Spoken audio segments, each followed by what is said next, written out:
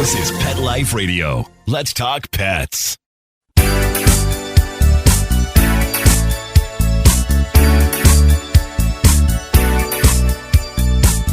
Hello!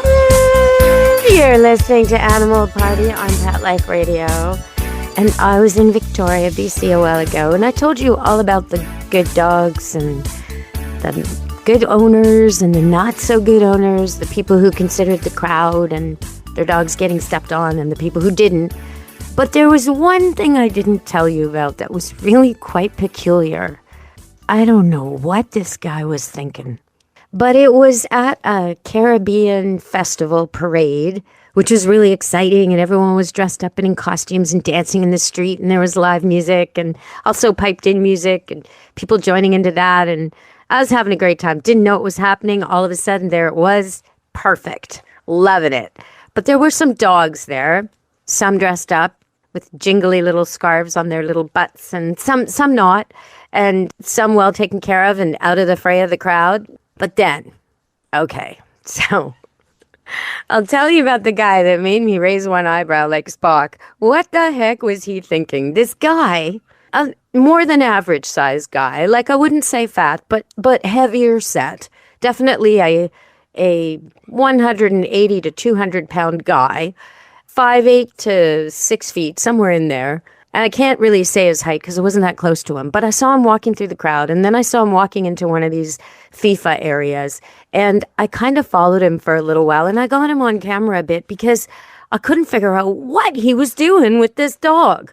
Okay, I'll tell you about that after the break because it's kind of strange.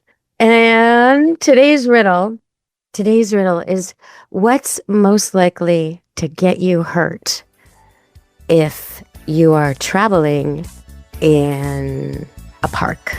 What would it be? What's likely to get you most hurt? In Yellowstone, maybe. What do you think? All right, well, we'll talk about that after the break as well. Let's go to break. Stay tuned on Animal Party Pet Life Radio. Take a bite out of your competition. Advertise your business with an ad in Pet Life Radio podcasts and radio shows. There is no other pet-related media that is as large and reaches more pet parents and pet lovers than Pet Life Radio. With over 7 million monthly listeners, Pet Life Radio podcasts are available on all major podcast platforms. And our live radio stream goes out to over 250 million subscribers on iHeartRadio, Odyssey, TuneIn, and other streaming apps. For more information on how you can advertise on the #1 pet podcast and radio network, visit PetLifeRadio.com/advertise today. Let's Talk Pets on PetLifeRadio.com.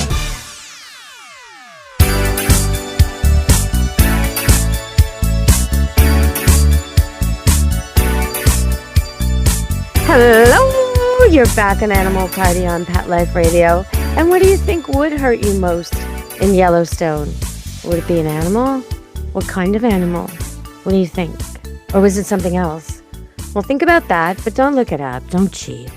All right, so the Weird Walk in Vancouver, in Vancouver Island, actually, in Victoria, at the big Caribbean parade and then at FIFA, I saw this man, this large, strong man, walking a large, strong dog, not a small dog, not a medium dog, a large dog, not a jumbo dog, like a German Shepherd-sized dog. And the dog had on it one of those saddles, you know, that says service dog. Okay, so he's labeled as a service dog. Right away, I start watching. Are you mistreating your service dog? Is this dog got water and shade? Is it okay? You know, I care. So I'm looking. But what's this guy doing? He's got the dog walking between his legs through the crowd. I've never seen this before. Has any of you seen this? Do you know what this is about? Why on earth? Now, if the dog isn't trained to deal with crowds and has to be between the man's legs, so much so that the man is basically bow-legged, kind of ambling through the crowd because the dog's between his legs, a very large dog, what is going on with this? Why is this a service dog? And why is he there? And why is this the training? And if that's not the training, if the guy is so anxious that he needs a dog between his legs, this is a very strange approach. I just found this whole thing made me just giant question mark on my head. So I am going to post this video at Deb Wolfe Pet Expert on Facebook just because I can't figure it out. And maybe somebody can tell me. All right. What would you get hurt by at Yellowstone, do you think? We'll talk about that later. Because there was a grandpa playing near the campsite with his grandson doing something. And he was 100 feet away, possibly 100 yards away. He was far away, 100 yards, it says. I'm doubtful on that. But anyway, 100 yards away. And they were filming a bison. And the bison charged him, sent him to the hospital. Yeah. So does that happen often? No. But it can happen. Animals can charge people. Mama animals sometimes charge people to protect their young. And stud animals who want to mate during mating season, the biggest, toughest males will try and keep you and yours away from them and theirs when they're in mating season and they're fighting. And so it can be dangerous. So do you think that's what the problem is in Yellowstone? What you're most likely to get hurt by? Maybe. Okay, I got a question recently that I want to tackle. And it was, why does my cat not get stoned on catnip? Oh, okay. So sometimes you get a cat and you think, oh, I'll give it a treat. I'll buy some catnip, and you give it to it and nothing happens. And you think, well, that must be bad catnip. And buy some more and you try it again and nothing happens. And then you think, well, maybe my cat's just no fun.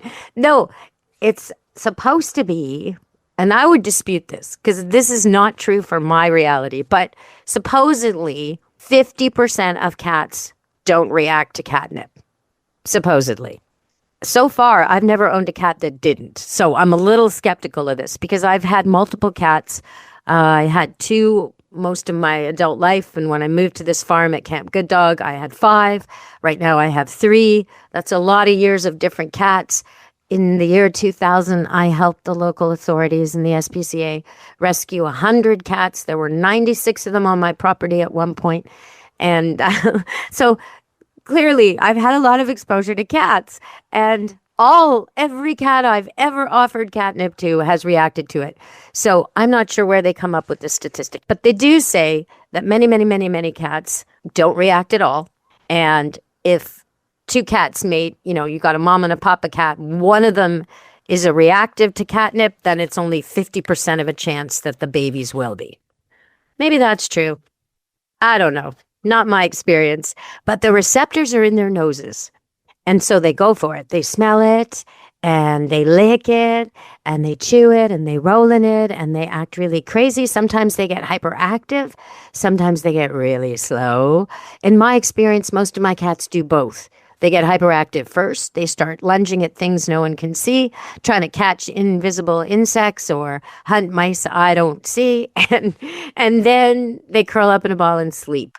Sometimes even in a growing patch of catnip. So you think, well, don't they OD? No, they don't. And that's a good thing. They get as high as they can get, and then it just doesn't affect them anymore for quite a while. So they're not in any danger with catnip. And I actually grow it on my property in quite a few places because I use it. I make bug repellent from it. Bugs don't like catnip. And catnip's really pretty. It grows in baskets really nicely, and it has beautiful little purple flowers.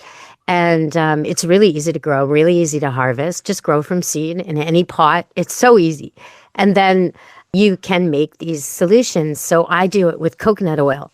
And so when I rub my skin with this bug repellent, it feels like I'm giving myself a nice coconut oil moisture treatment, right? It looks like cream. And when I spread it on, it turns quickly to oil, and my skin just drinks it up. And yet the bugs don't bug me. So it's a wonderful solution. But I think, for those of you who are wondering, if you don't own a cat and you've always wanted to see cats on catnip, I think I'm going to post that. I think I'll take some of my catnip and I'll put it in a few boxes, because cats love boxes. And I will film the activity and post it at Deb Wolfe Pet Expert on YouTube. Actually, you know what? That's what I'll do. I'll put it at Deb Wolfe Pet Expert on YouTube. On there right now are tons of puppy videos, because I have Well, I had 9 puppies. One went to a good home last week because the vet said it could go early, the biggest one. And now I have 8 puppies and 4 spoken for, leaving sometime later next week when they're 8 weeks old. They turn 8 weeks in a day. Oh my goodness, that went fast.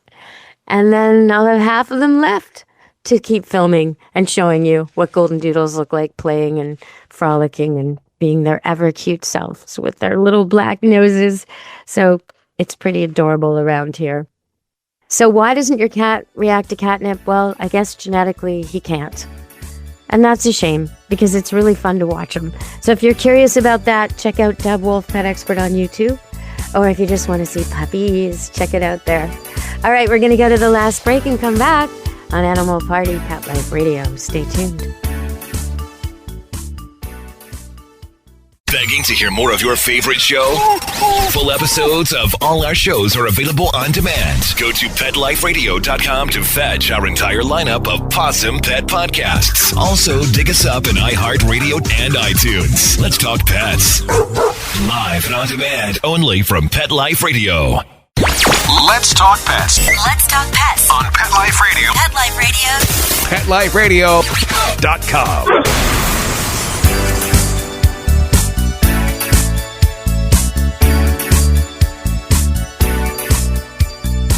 Hello! We're back on Animal Party on Pet Life Radio. And the weird walk I told you about, well, you can check that out on my Deb Wolfe Pet Expert Facebook page. I'm going to post that right away. What are you most likely to get hurt by in Yellowstone? Well, it is not a charging bison. It's not a black bear. It's not a rutting deer competing for a mate. It's none of those things. It's actually more likely to be that you fall or you get hit by a car. Car accidents are really common there. 2 cars colliding, people hitting cars, cars hitting people, whatever. Anything to do with motor vehicles, that's a big one. Anything to do with exposure is a big one. You get too hot, you get too cold, hypothermia, you dehydrate, all that kind of stuff. So that's just poor planning, really. Trip and fall, that's an accident. All those things are more likely to get you than an animal. And yet it's the animals we always worry about. The animals should be worried about us.